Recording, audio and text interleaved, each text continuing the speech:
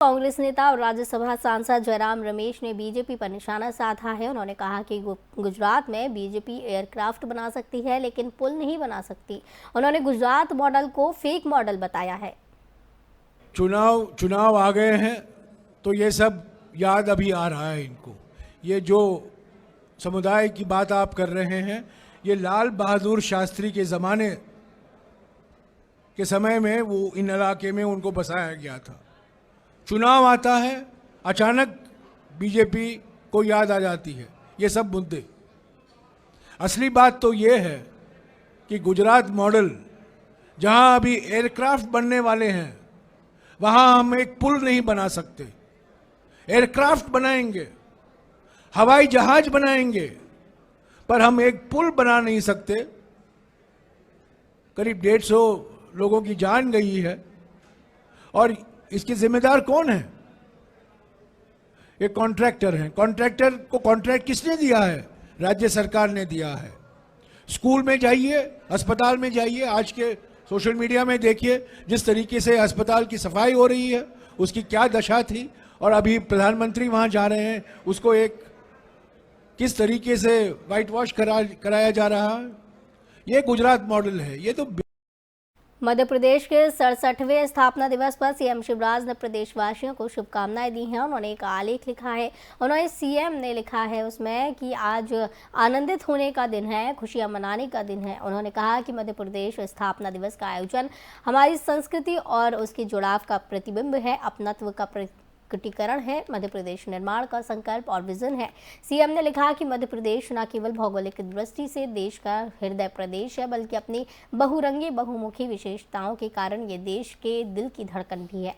निरंतर प्रयास और जनता के सहयोग से मध्य प्रदेश ने कीर्तिमान स्थापित किए। उन्होंने कहा कि वर्ष 2003 में मात्र 44,000 किलोमीटर सड़कें थीं, अब 3 लाख किलोमीटर क्षेत्र की सड़कों का विस्तार हुआ। किसान समृद्ध और आमजन खुशहाल है। मध्य प्रदेश ने देश में पहली बार मेडिकल की पढ़ाई हिंदी में शुरू कर इतिहास रचा। सीएम शिवराज ने लिखा कि भारत वर्ष 2070 तक शुद्ध कार्बन उत्सर्जन के लक्ष्य को प्राप्त करेगा।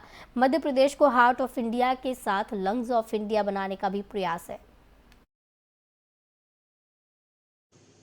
आज मध्य प्रदेश दिवस के शुभ अवसर पर सभी प्रदेशवासियों को, बहनों भाइयों, बेटे बेटियों को हार्दिक बधाइयां, शुभकामनाएं। कभी बीमारू था मध्य प्रदेश अपना, लेकिन अब हम तेज गति से आगे बढ़े हैं और इस साल मध्य प्रदेश की आर्थिक विकास की दर ही है 19.76%। बीमारू से सुचारू और फिर अब आत्मनिर्भर मध्य प्रदेश बनाने की दिशा में हम तेजी से आगे बढ़ रहे हैं।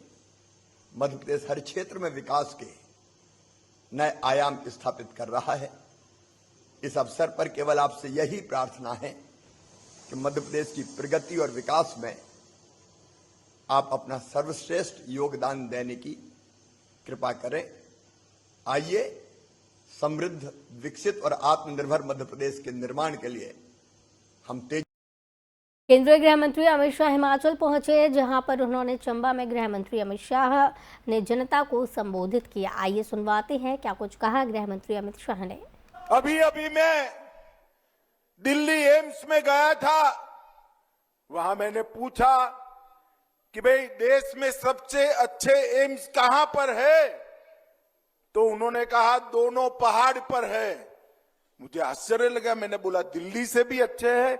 कि हाँ जी, दिल्ली से भी अच्छे हैं। बिलासपुर और ऋषिकेश का एम्स दिल्ली से भी अच्छा बनाने का काम नरेंद्र मोदी और जगत प्रकाश नड्डा ने किया है।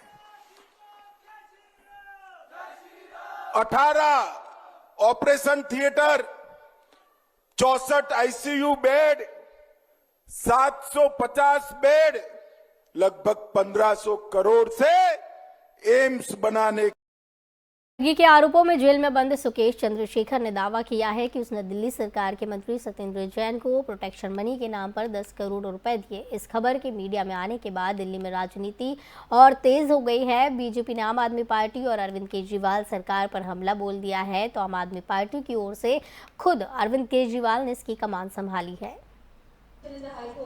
मैंने पढ़ा, आपके चैनलों पे भी देखा। पंजाब चुनाव के पहले ये लोग कुमार विश्वास को लेके आए थे। भारतीय जनता पार्टी ने जब देखा था कि पंजाब चुनाव वो हार रहे हैं तो कुमार विश्वास के कंधे पे बंदूक रख के चलाई। अब गुजरात के अंदर भारतीय जनता पार्टी की इतनी बुरी हालत हो चुकी है कि उनको सुकेश चंद्रशेखर के कंधों के सहारे की जरूरत पड़ रही है। प्रधानमंत्री श्री नरेंद्र मोदी जी को, मतलब वो तो कहते हैं कि बहुत पॉपुलर हैं, तो अगर बहुत पॉपुलर है तो उन्हें तिहाड़ में लॉज्ड एक कॉनमैन, आप ही कह रहे हैं कॉनमैन है, मैंने सुना वो एक बार उसने किसी मुख्यमंत्री के बेटे को बन के पैसे लूटे, एक बार उसने कोई सीबीआई ऑफिसर बन के पैसे लूटे, एक बार उसने लॉ सेक्रेटरी बन के पैसे लूटे, एक बार उसने सीबीआई ऑफिसर, पीएमओ का ऑफिसर बन के पैसे लूटे। तो वो जो कह रहा है उससे कुछ लिखवा के और मतलब उसके ऊपर उसके सहारे इनको अपना गुजरात चुनाव लड़ने की जरूरत पड़ रही है, नंबर 1। नंबर 2, परसों मोरबी हादसा होता है, कल 24 घंटे सारे टीवी चैनल्स मोरबी का मुद्दा उठाते हैं और आज अचानक टीवी चैनल से मोरबी गायब हो गया और सुकेश चंद्रशेखर के आरोप जो हैं वो आ जाते हैं। तो लगता नहीं कि मोरबी से ध्यान भटकाने के लिए ये एक कंप्लीटली फिक्टिशियस, कंप्लीटली फर्जी स्टोरी एक प्लांट की गई है और सारे चैनल अब बस सुकेश चंद्रशेखर और सत्येंद्र जैन की बात कर रहे हैं। और उसने यह चिट्ठी अपने हैंडराइटिंग में लिखा है और इस चिट्ठी में वो लिखता है, ये एलजी को लिखा है इन्होंने, और सब्जेक्ट है complaint of threat and pressure from Satyendra Jain. मतलब थ्रेट और प्रेशर रहा है कि जो सच्चाई है वो आपको बताना नहीं है। I have known Satyendra Jain of Aam Aadmi Party since 2015 and have contributed more than 50 crore to the Aam Aadmi Party in promise of giving me important post in party in South Zone and also helping me to be nominated to Rajya Sabha following the expansion. राज्य सभा से nomination के लिए 50 करोड़ दिए। आगे वो लिखते हैं, thereafter in 2019 again I was visited by Satyendra Jain and his secretary and his close friend Mr. Sushil in jail and asking me to pay rupees 2 crore every month to him as extortion money for his safety and in the jail. He forced me to pay a total amount of 10 crores in a matter of 2 to 3 months. 2-3 महीने में 10 करोड़ रुपए सत्येंद्र जैन लेते हैं।